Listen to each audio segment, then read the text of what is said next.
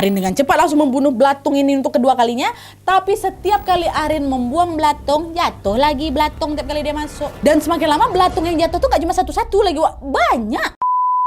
Hai, assalamualaikum warahmatullahi wabarakatuh. Terima kasih sudah klik video ini. Oke, jadi di malam Jumat ini seperti biasa aku akan kembali lagi membawakan KHW Nusantara yang kelima, yaitu dari Provinsi Bengkulu. Tidak terasa kita sudah keliling ke 5 provinsi, Wak ya. Setelah kemarin aku bercerita tentang sosok pemburu janin dari Sumatera Barat, kali ini aku akan menceritakan pengalaman horor Wawak kita yang mendapatkan teror mistis dari sosok arwah penasaran. Nah, masalahnya Wak, sosok ini tuh nggak sekedar mengganggu dengan suara-suara aneh atau nampakin wujudnya gitu aja, melainkan si sosok ini tuh udah sampai tahap mempengaruhi Wawak kita ini untuk melukai dirinya sendiri.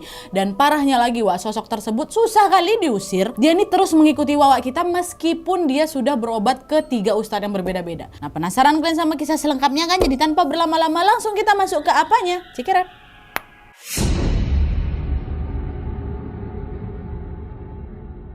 Oke, Wak, jadi kisah yang akan aku ceritakan ini dikirim sama Wawak kita yang kita panggil aja lah namanya Arin dari Bengkulu. Halo Arin. Jadi pengalaman horor yang dialami sama Arin ini, Wak, terjadi pada tahun 2018 lalu. Pada saat dia ngekos di salah satu kos-kosan yang ada di kota Bengkulu. Nah, sebelum aku masuk ke ceritanya, Wak, aku mau jelasin sedikit tentang latar belakangnya si Arin ya, Wak ya. Jadi si Arin ini memang anaknya cukup peka sama keberadaan makhluk-makhluk gaib sejak dia SMP. Tapi Arin ini adalah tipikal anak indigo yang cuman bisa melihat keberadaan mereka aja. Jadi cuma bisa ngelihat aja nih, Wak, bukan sampai bisa berkomunikasi sama mereka gitu. Tapi meskipun demikian, Wak, Arin ini pernah punya semacam teman goib gitulah yang sejak dulu selalu mengikuti dia kemana-mana. Nah, si sosok teman goib ini dikasih nama, bukan dikasih nama, namanya Wendy. Tapi sejak beberapa tahun terakhir Wendy ini jarang muncul katanya, Wak, sehingga bisa dibilang kepekaan Arin ini juga agak berkurang gitu. Tapi, Wak, sensitivitas Arin terhadap makhluk gaib pun muncul lagi semenjak dia ngekos di kos berantu nih lah. Jadi ceritanya pada waktu itu Arin ini baru saja diterima kuliah di salah satu perguruan tinggi negeri di Bengkulu. Dan pada saat itu, Wak, dia ditawarin nih untuk ngekos bareng saudara jauhnya bernama Wina. Karena Wina waktu itu takut kalau tinggal di kosan dia sendirian, Wak. Udah lah, Wak, kita ngekos bareng aja, kata si Wina kan. Arin pun menyetujuinya, Wak. Dah pergilah dia nih kan ke kos barunya ini nih, kos sama si Wina ini. Baru selangkah dia menginjak kaki di depan kosan, Wak, Arin langsung bisa merasakan kalau hawa di sana tuh nggak enak kali, Nat. Apalagi kamar yang akan ditempati Arin sama Wina ini terletak di pojokan dekat tangga. Sebagai gambaran, Wak, kosan tersebut memiliki 10 kamar. 5 bagian kanan, 5 bagian kiri. Nah, ke 10 kamar ini dipisahkan oleh sebuah lorong panjang. Kebayang yang bentuk ya 5 kamar 5 kiri lorong kayak gitulah. Dan jika dibandingkan dengan kamar-kamar yang lain, Wak, entah kenapa kamar si Wina yang berada paling ujung itu terlihat macam suram kali, Nat. Bapaknya Arin yang ngebantuin pindahan pada saat itu juga sampai nanya, "Kamu yakin nak mau ngekos di sini? Kosannya kok macam kosong gini? Apalagi tadi waktu Bapak lihat di samping kanan bangunan cuma ada gedung-gedung terbengkalai aja loh, Nak." Nah, Arin yang mendengar kekhawatiran bapaknya ini pun langsung menjawab, "Yakin, Pak, yakin. Kan aku juga ngekos berdua kok sama si Wina, udah aman-aman aja kok di sini." "Ya udahlah kalau kamu hakul yakin. Pokoknya jaga diri aja baik-baik ya, Nak ya." Arin pun mengiyakan lah itu nasihat dari bapaknya kan, Wak. Nah, beberapa hari sejak pindah ke kosan Wina ini, Arin nggak mengalami kejadian aneh-aneh, semuanya aman-aman aja, Wak. Tapi pada suatu hari Arin ini mulai mengalami satu kejanggalan yang menjadi awal mula serangkaian teror yang menghantui dia di kosan itu. Jadi ceritanya, Wak, pada suatu siang kosannya si Arin ini dalam keadaan kosong. Para penghuni kos yang kebanyakan adalah teman kuliahnya si Wina ini lagi berkuliah. Arin sendiri kebetulan nggak ada jadwal kuliah, Wak, di hari itu, makanya dia stay di kosan aja sendirian. Nah, beberapa saat kemudian, Wak, pas Arin mau mandi, tiba-tiba dia ini dikejutkan dengan suara ketukan pintu di depan kamarnya. Tok tok tok gitu kan. Nah, mendengar itu Arin diam bentar nih. Arin menunggu suara ketukan berikutnya, tapi ditunggu nggak ada ketukan lagi. Oh, aku salah dengar lah itu mungkin kan. Dah, Arin pun masuklah ke dalam kamar mandi, kan mandi dia. Nah, pas dia buka baju dan bersiap buat mandi, Arin lagi-lagi mendengar suara ketukan pintu berikutnya.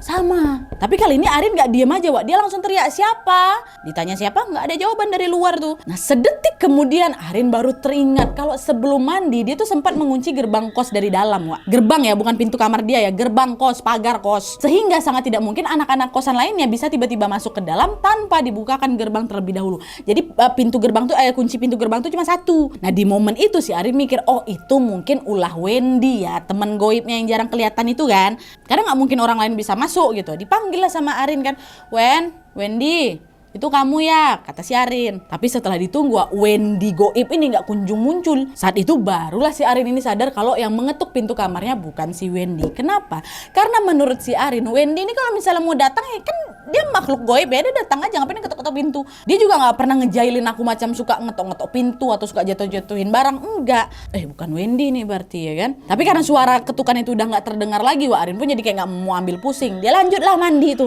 dan beraktivitas dengan normal. Nah itu gangguan pertama yang dia rasakan, ada yang ngetok pintu pada saat gerbang kosan itu dikunci.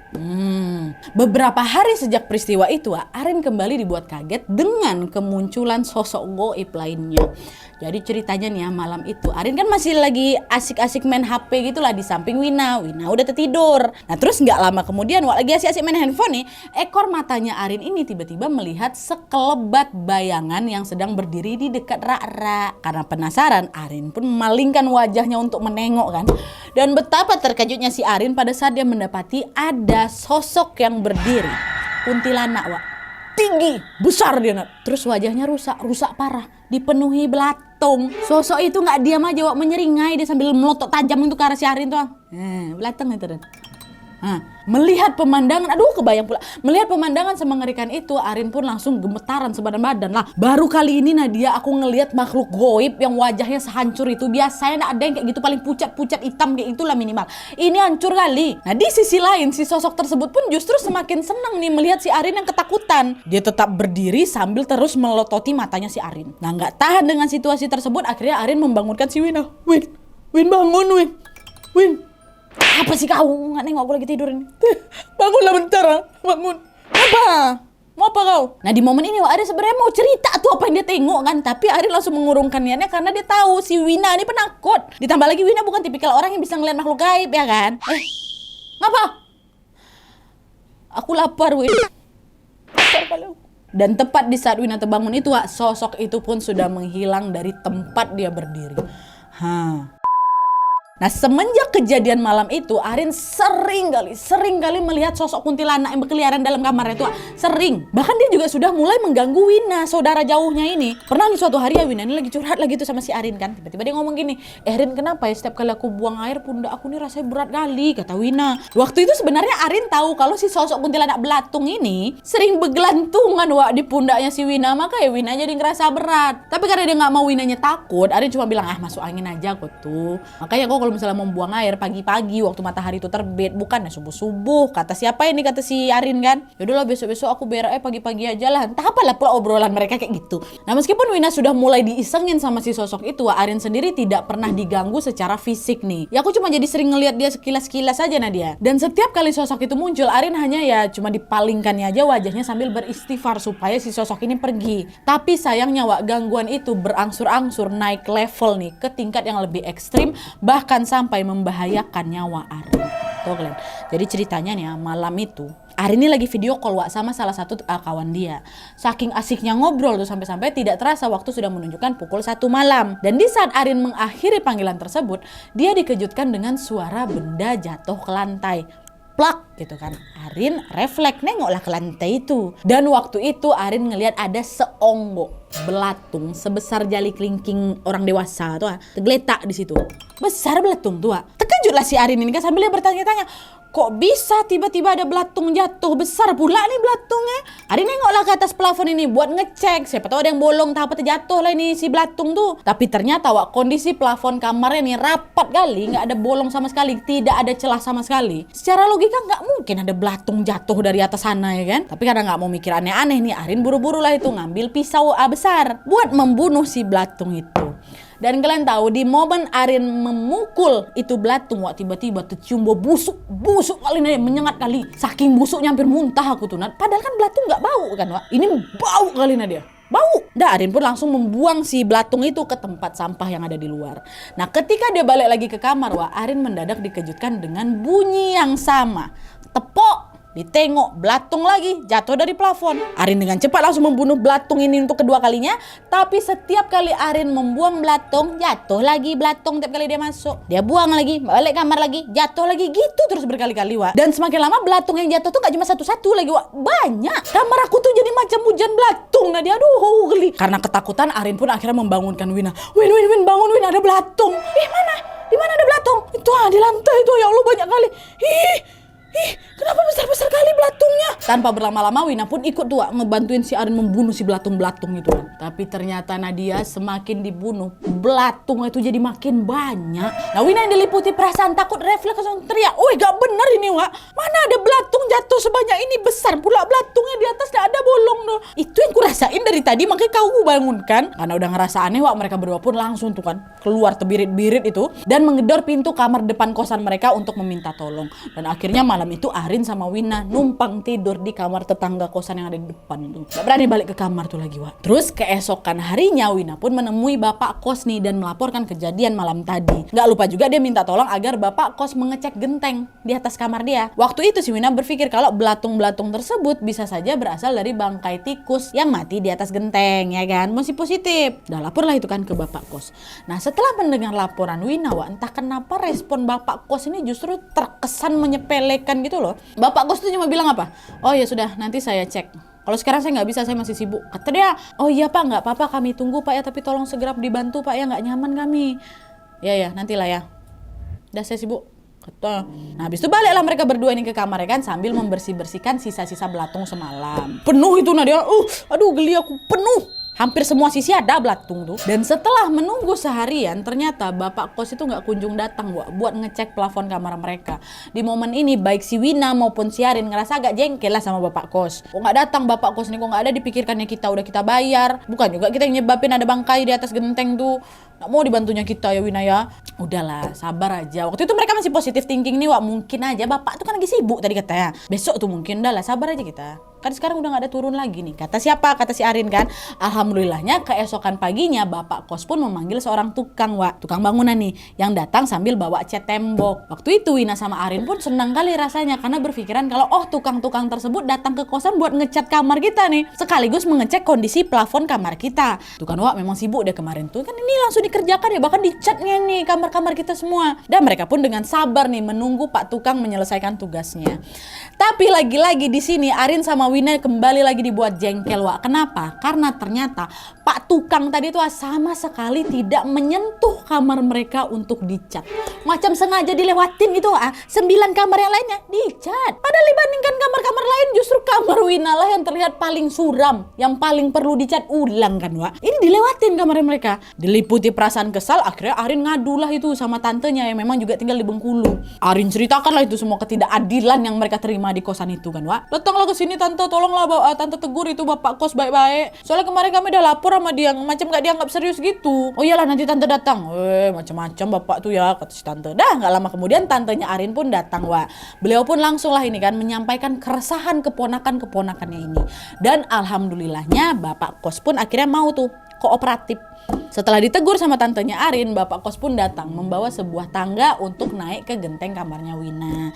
Gak lama kemudian bapak kos bilang, "Gak ada kok, gak ada bangkai tikus, gak ada juga bangkai hewan lainnya." Nah mendengar penjelasan dari bapak kos itu, entah kenapa Arin mendadak teringat dengan apa? Kalian juga pasti ingat kan? Dengan sosok kuntilanak berwajah hancur yang sering muncul beberapa hari belakangan. Kalau dipikir-pikir kan sosok itu mukanya penuh siapa Wak? Penuh belatung kan. Nah hal itu pula lah yang membuat Arin berpikir kalau si sosok ini sengaja mengganggu mereka malam itu. Tapi meskipun demikian Arin ini berusaha untuk menepis semua pikiran buruknya dan melupakan kejadian tersebut. Tapi Wak, semakin diabaikan sosok ini tuh justru semakin berani gitu loh nunjukkan eksistensinya. Pernah nih pada suatu malam waktu aku mau tidur Nadia, si Arin ini dikejutkan dengan sosok si kuntilanak belatung itu yang tiba-tiba muncul tepat di atas plafon kamar aku. Betul-betul berhadapan langsung sama kepalanya si Arin Wak. Arin nempel di kasur, dia nempel di plafon, tapi sama-sama sejajar kepala mereka tuh. Aku pun bisa melihat dengan jelas wajah buruk rupa yang hancur kali itu. Dan kalian tahu belatung-belatung di wajahnya tuh macam mau jatuh ngenain tubuh aku Nadia. Refleks berteriak si Arin, "Ya Allah, astagfirullahaladzim." Malam itu juga Arin langsung nelpon bapaknya Wak, diceritakan itu semua sama bapak ya kan. Nah bapaknya yang khawatir pun langsung meminta, "Udah nak, kok besok balik aja dulu ke rumah nak." "Iya Pak, besok aku balik ya." "Iya bapak tunggu." Sesampainya di rumah Wak, Arin pun langsung diruqyah itu sama kakeknya. By the way kakeknya si Arin ini memang punya kemampuan untuk mengusir makhluk-makhluk gaib Wak ya. Akan tetapi pada saat itu si kakek juga menyampaikan satu fakta yang cukup mengejutkan bagi Arin. Pada saat itu kakek bilang, kakek nggak bisa ngusir sosok ini dari kamar kamu, Rin. Dia udah lama tinggal di sana. Yang kakek bisa lakukan cuma membentengi kau aja. Tapi dia kenapa harus gangguin aku terus? Kayak apa salah aku? Dia tuh suka sama kau. Selama ini dia ngerasa nggak punya teman. Pas dia tahu kau bisa melihat sosok dia jadi sering muncul. Jadi selagi dia tidak menyakiti kamu secara fisik, udah kau nggak usah takut. Oh ya, satu lagi, jangan pernah menyimpan jimat ya nak ya. Benda-benda semacam itu akan membuat dia semakin menghantui kalian. Nah rupanya pesan kakek ini bukan tanpa alasan, karena ternyata si Wina ini, sepupu dia itu, dia memang menyimpan jimat kecil yang dia selipkan di jam tangannya. Hal itulah yang membuat Wina juga ikut terseret dalam rentetan teror tersebut. Nah singkat cerita nih ya, usai diruqyah kan, Arin pun balik lagi lah ke kosannya kan untuk menjalani perkuliahan. Pada saat itu dia berpikir bahwa si sosok muka hancur tadi nggak akan datang lagi, Wak. Tapi sayangnya harapan itu hanyalah tinggal harapan, karena sosok itu tetap muncul dengan teror yang jauh lebih nggak masuk akal lagi. Gak masuk akal kayak gimana nih, Nat? Jadi nih Wak ya, setiap kali Arin itu sendirian di kos, Arin ini selalu pengen pergi ke dapur gitu loh, sambil membawa pisau. Dan kalian tahu, ini Arin yang cerita Wak ya. Kalian tahu, secara gak sadar Arin ini selalu hampir menggunakan pisau tersebut untuk menyayat tangannya sendiri. Dan masalah ini gak terjadi sekali dua kali Wak ya, berkali-kali setiap kali Arin sendirian di kosan itu. Gak cukup sampai di situ aja Wak, Arin ini juga sering sekali mendengar bisikan agar dia melukai dirinya sendiri atau mengakhiri hidupnya sendiri. Karena udah merasa gangguan tersebut membahayakan nyawanya, akhirnya Arin pun menceritakan kejadian itu kepada dua orang yang sangat dia percayai, yaitu siapa? Pacarnya, si Yuda, sama satu lagi saudara jauhnya namanya Bang Davi. Kenapa Arin gak cerita ke bapaknya, Nat? Nah itu dia, waktu itu si Arin ini khawatir buat bapaknya kepikiran kan. Apalagi aku kemarin baru diruqyah, nah makanya dia memilih untuk udah mengatasi masalah ini sendirian dengan bantuan dua orang terpercaya ini. Dan dikumpulkannya mereka berdua kan cerita lah itu si Arin. Setelah mendengar cerita si Arin, Wak, Bang Davi yang juga ternyata indigo ini jadi ingin memastikan satu hal yang mengganjal di hatinya. Akhirnya Bang Davi pun meminta izin supaya diperbolehkan untuk menginap satu malam di kamarnya Wina untuk membuktikan prasangkanya. Dan selagi Bang Davi tidur di kamarnya Wina, Wak, Wina sama Arin diminta untuk mengungsi ke kamar lain, di kamar kosan kawan yang lain kan. Dah tuh, singkat cerita, di malam yang sudah disepakati, Bang Davi pun tidur menyendiri di kamarnya Wina. Nah pas sekitar jam 1:30 malam, Wak, terdengar Bang Davi gedor-gedor pintu kamar tempat si Wina sama si Arin ini tidur. Panik lah gitu. Kenapa bang, kata mereka kan. Udah, mending kalian pindah dari kosan ini. Sosok ini betul-betul di luar nalar, kata Bang Davi. Hah, gimana nih bang? Sosok itu akan mencelakai kalian, jadi mending kalian pindah sebelum terlambat, kata Bang Davi, Wak. Mencelakai kami kayak gimana maksud kau nih bang? Udahlah, ikutin aja lah saran aku daripada kalian nanti kenapa-napa. Macam mana nih Rin? Pindah kita. Meskipun sudah diperingatkan sama Bang Davi demikian, Wak, Arin sama Wina ini belum bisa untuk pindah dari kosan tersebut karena mereka sudah terlanjur membayar uang sewa kosan itu selama 6 bulan ke depan. Kalau misalnya mereka pindah, otomatis uang sewa yang udah dibayar itu jadi hangus ya kan. Akhirnya apa? Dengan terpaksa mereka pun ya udah Wak, tinggal di sini aja lah. Pada saat itu Wina menenangkan si Arin kan, dia bilang nggak apa-apa Wak ya, udah kita nggak usah pindah. Insya Allah kalau misalnya kita berdoa, kita rajin ibadah, aman-aman aja di kosan ini. Ya Win, sayang juga ya kalau kita pindah, hangus itu uang kita, susah mau bapak kita cari duit. Udahlah kita perbanyak ibadah aja Wak ya. Nah dia tuh malam selanjutnya mereka balik lagi lah itu kan, tidur ke kamar mereka nih. Tapi Wak, ternyata gangguan itu kembali muncul. Datang lagi, dimana pada saat si Arin sedang beristirahat, Wak, entah kenapa badan Arin ini seolah dipaksa bergerak menuju ke dapur lagi. Dan untuk kesekian kalinya Arin mengambil pisau untuk melukai tangannya lagi. Bedanya tapi nih Wak ya, di momen kali ini Arin dalam kondisi sadar nih. Waktu dia jalan, kenapa nih aku jalan ke dapur? Ngapa aku ambil pisau? Sebelum-sebelumnya gak sadar ya Wak. Nah karena dia sadar, dia pun berusaha untuk meneriaki Wina untuk minta tolong. Tapi kalian tahu suara si Arin ini mendadak menghilang, gak bisa ngomong dia. Mau segimanapun si Arin ini berusaha teriak, Wak, tetap tidak ada satu bunyi pun keluar dari bibirnya si Arin, Wak. Jadi aduh, janganlah ya Allah, tolonglah. Dalam hati itu dia ngomong, aduh gimana. Tepat di saat si Arin ingin menggoreskan pisau ke tangannya, untung Wina langsung menyadari hal itu, Wak. Dengan suara meninggi Wina langsung bilang, kau mau ngapain nih Rin? Wina berusaha memegang tangannya Arin agar berhenti menggoreskan tangannya itu. Tapi ternyata di titik itu, Wak, tenaga Arin ini sangat-sangat kuat kali. Wina sendiri perempuan kecil badan gak bisa, kewalahan dia. Nah Wina yang udah gak sanggup memegangi tangannya si Arin ini pun lantas langsung berteriak meminta tolong ini, tolong. Gak lama kemudian para tetangga kosannya pun berdatangan dan berusaha untuk menjauhkan Arin dari pisau tersebut. Malam itu kejadian di kosan kacau balau kali Nadia. Disitulah Wina langsung nangis, Rin maafin aku ya Rin, ayolah kita pindah aja yuk.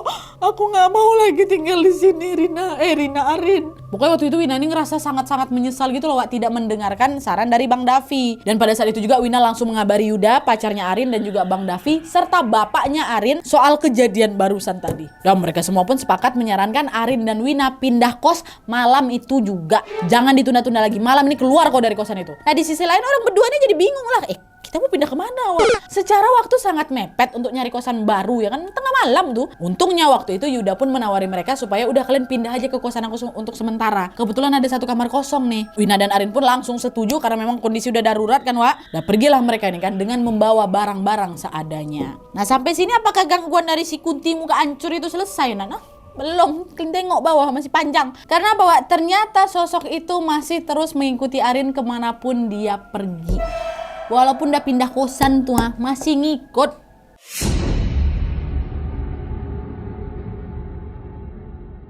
Nah singkatnya Wak, setelah pindah kosan ini Arin masih sering melihat sosok berdiri di pojokan kamar kosan itu. Untuk kesekian kalinya sosok ini terus membisiki Arin agar melukai dirinya sendiri dengan sebilah pisau. Masih ada teror tuh, bisikan-bisikan tuh masih ada Nat. Dan karena udah ngerasa capek kali sama teror-teror yang gak selesai-selesai ini, akhirnya Arin pergi Wak ke seorang ustadz nih untuk dia ruqyah. Waktu ketemu ustadz itu, ustadz ini juga meminta Arin untuk mempercikan air sambil membaca ayat kursi setiap kali si Kunti itu muncul. Dan alhamdulillahnya pada saat itu sempet tuh gak pernah ada bisikan-bisikan aneh lagi. Arin udah mulai bisa menjalani hari-harinya dengan normal seperti biasa.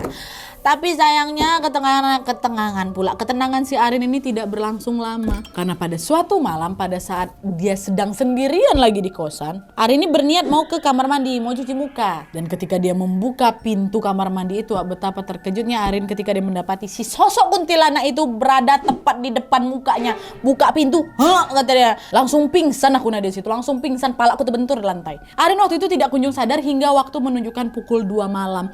Nah pas bangun itu, bangun sendiri dia nih kan, Arin mendapati dirinya masih terbaring itu kan di lantai kosan. Karena dia masih ingat dengan jelas apa yang dia lihat tadi, dia pun langsung nelpon Yuda nih pacarnya dan menceritakan kejadian yang baru saja dia alami. Gak lama kemudian Yuda datang Wak sama 3 orang kawannya. Karena khawatir mereka berempat termasuk si Yuda ini Wak memutuskan untuk berjaga-jaga di depan kamarnya Arin sepanjang malam itu. Arin tidur di dalam. Gak sampai di situ aja Wak, keesokan harinya badan Arin pun mendadak demam tinggi. Aku gak bisa ngapa-ngapain dia selain tiduran di atas kasurku aja. Dan di momen ini Mbak secara perlahan Arin mulai kehilangan kesadaran.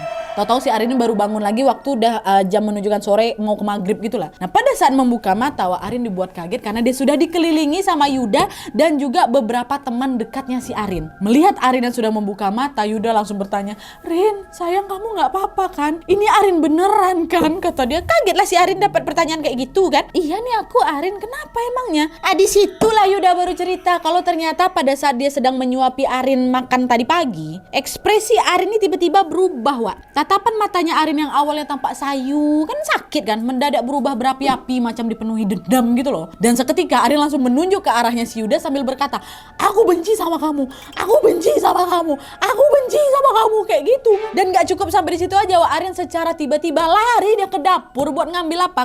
Bukan ngambil pisau, ngambil tali tampar. Tali plastik itu dan diambilnya. Di momen ini kalian tahu Arin berusaha mengikatkan tali itu di lehernya sambil terus bergumam, "Oi, merinding aku. Mati, mati, mati, mati. Dia harus ikut mati sama aku. Dia harus ikut mati sama aku ya Allah."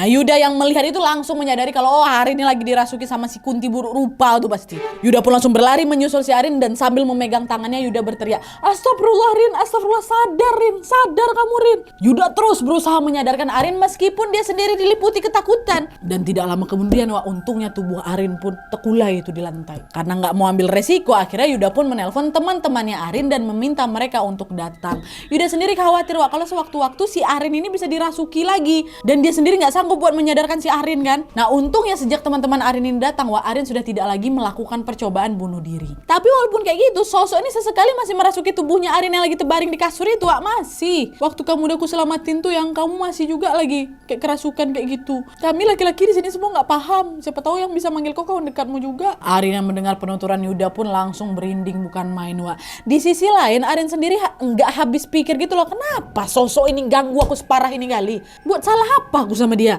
Akhirnya gegara penasaran, Wak Arin pun memutuskan untuk berceritalah itu ke orang tuanya. Dan untuk kesekian kalinya Arin dibawa berobat lagi. Tapi kali ini Arin dibawa ke ustadz lain, Wak, bukan ustadz yang pertama. Kita sebut aja ustadz yang berikutnya ini namanya Pak Dewa ya. Nah, kenapa ganti ustadz Nadia? Karena orang tuanya berpikir ustadz yang sebelumnya itu kan belum berhasil menjauhkan Arin dari sosok kuntilanak itu kan. Kenapa nggak ke kakeknya? Kakek udah nggak sanggup lagi ngobatin Arin, Wak. Nggak sanggup. Dah lah tuh kan, singkat cerita akhirnya Arin dan kedua orang tuanya pun pergilah ke rumah Pak Dewa ini. Nah pas baru sampai aja Nadia, aku tuh langsung disambut dengan senyuman sinis sama Pak Dewa tuh. Dia gitu. Nggak cukup sampai di situ aja, Wak. Pak Dewa ini juga tiba-tiba bilang, kau nih mati nggak diterima tanah kok mau ngajak-ngajak uang. Salahmu sendiri. Udah pergi sana, cari teman yang sealam sama kau. Jangan pernah kau ganggu manusia lagi, kata Pak Dewa. Nah, kenapa tiba-tiba Pak Dewa ngomong kayak gitu kan? Jadi ternyata, Wak, beliau melihat kuntilanak berwajah penuh belatung ini memang ngikutin Arin pergi ke tempat Pak Dewa tuh. Kemanapun Arin pergi, sosok itu akan selalu berada di belakang si Arin. Ternyata, aku baru tahu juga tuh, Pak Dewa yang memang sudah paham dengan maksud kedatangan keluarganya si Arin ini, akhirnya membuatkan si Arin sebuah kalung dari benang hitam, di mana di tengahnya tuh ada liontin yang bertuliskan nama lengkap si Arin. Dan habis itu Pak Dewa nih bilang, jangan lupa dipakai ya nak ya. Kalau kamu pakai kalung ini dia tidak akan mengganggu kamu lagi, kata Pak Dewa. Meskipun sedikit agak janggal gitu kan, Arin pun mengiyakan pesan dari Pak Dewa itu. Udah, singkat cerita, setelah dari rumahnya Pak Dewa, Arin pun langsung diantar balik lagi ke kosannya. Ngapa aku nggak balik ke rumah aja Arinnya? Mungkin karena kuliah ya. Dah, balik lagi ke kosannya. Arin yang memang udah capek kali hari itu pun langsung merebahkan dirinya untuk beristirahat, Wak. Arin juga mematikan semua lampu kamarnya supaya dia bisa tidur nyenyak. Tapi, Wak, pas baru aja dia mau memejamkan mata, Arin mendadak dikejutkan dengan kehadiran sosok itu lagi yang tiba-tiba muncul tepat di depan muka aku. Nah, dia udah nggak di atas plafon, dia lagi udah nggak di samping, udah nggak sekelebat-kelebat, dia lagi depan muka aku persis. Saking dekatnya, nah dia hidung aku nih nempel di wajah dia yang hancur total, yang penuh belatung, nempel. Mendapatkan serangan teror yang tiba-tiba itu, Arin pun terus beristighfar sambil berusaha menggapai kalung dari Pak Dewa yang memang lagi melingkar di lehernya itu. Tapi entah kenapa nih dari kalung tuh macam susah kali ku gapai, macam jauh kali dari sini ke sini. Macam jauh kali. Tak terpegang-pegang sama aku. Tapi setelah berusaha sedemikian rupa, Arin pun berhasil menggenggam itu kalung, Wak. Dan kalian tahu, tidak lama kemudian setelah Arin menggenggam itu kalung dengan penuh tekad, semangat dan kekuatan itu, tidak lama kemudian sosok itu langsung otomatis berteriak dengan suara yang sangat kencang dan langsung menghilang dari hadapannya si Arin. Kata dia hilang langsung. Tapi meskipun udah hilang, dia masih khawatir lah aku dia bakal datang lagi ya kan. Akhirnya Arin pun menelpon bapaknya sambil nangis. Pak, Arin baru aja didatangin lagi, Pak. Kenapa dia masih muncul nih, Pak? Bapaknya terus berusaha menenangkan anaknya dan berjanji akan menanyakan hal tersebut kepada Pak Dewa lagi nih secepatnya. Nah, besok paginya Wak Arin pun mendapatkan info dari Pak Dewa kalau dirinya masih diganggu karena sosok itu tidak terima Arin berusaha mengusirnya. Meskipun demikian, Pak Dewa meyakinkan kalau udah, nak, tenang, gangguan semalam itu adalah teror terakhir yang bakal kamu alami. Habis ini kamu ruqyah ya, tapi bukan ruqyah biasa, ruqyah khusus untuk menutup mata batin kamu secara penuh. Arin pun dengan cepat langsung menuruti saran dari Pak Dewa dan ternyata betul aja, Wak. Semenjak mata batinnya itu tertutup, Arin sudah tidak pernah lagi mendapatkan gangguan dari si sosok itu. Dan sejak kejadian itu pula, Arin tidak lagi memiliki kemampuan untuk melihat makhluk-makhluk gaib.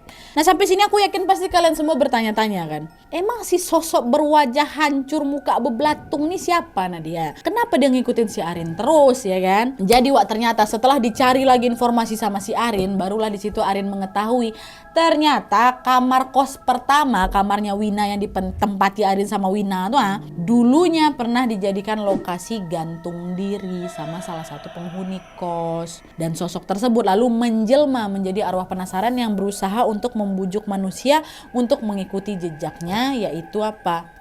Bunuh diri gitu. Nah, kemungkinan bapak kos ini tahu nih akan hal itu, cuman beliau ini macam berpura-pura seolah-olah nggak pernah terjadi apa-apa gitu loh, Wak, untuk udah diabaikan ya sama beliau. Terus kenapa dia nyasar si Arin? Nah, kayak udah pernah dibilang kakek, dia ini selama ini kesepian. Mungkin penghuni-penghuni kos yang di sana tuh tumpul semua. Dia nampak, kau bisa nengok aku ya Arin. Nah, aku mau dekat sama kau. Merasa nyaman, dia diajak si Arin ikut juga ke alamnya. Dia udah bunuh diri juga aja lah kau, kayak gitu.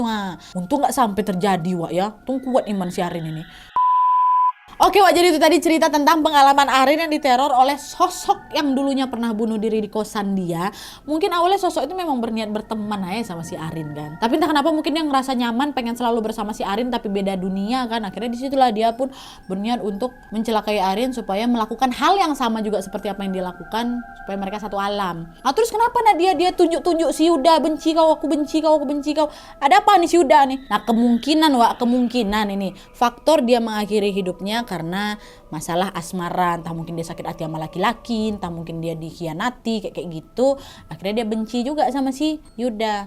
Yuda kan laki-laki kan, mungkin dia jadi ke-trigger, oh kau nih yang sudah mengkhianati aku kayak gitu. Kayaknya kayak gitu. Ya. Oke Wak, jadi sekian dulu videonya. Terima kasih banyak yang sudah menonton. Kalau kalian suka video ini, klik like-nya, jangan lupa komen di bawah untuk ide dan saran-saran untuk video selanjutnya. Jangan lupa nyalain notifikasinya supaya kalian tahu kalau aku upload video baru. And as always, jangan lupa untuk klik tombol subscribe supaya kalian sama-sama tahu informasi menarik dan menegangkan dari channel aku. See you next video Wak, bye.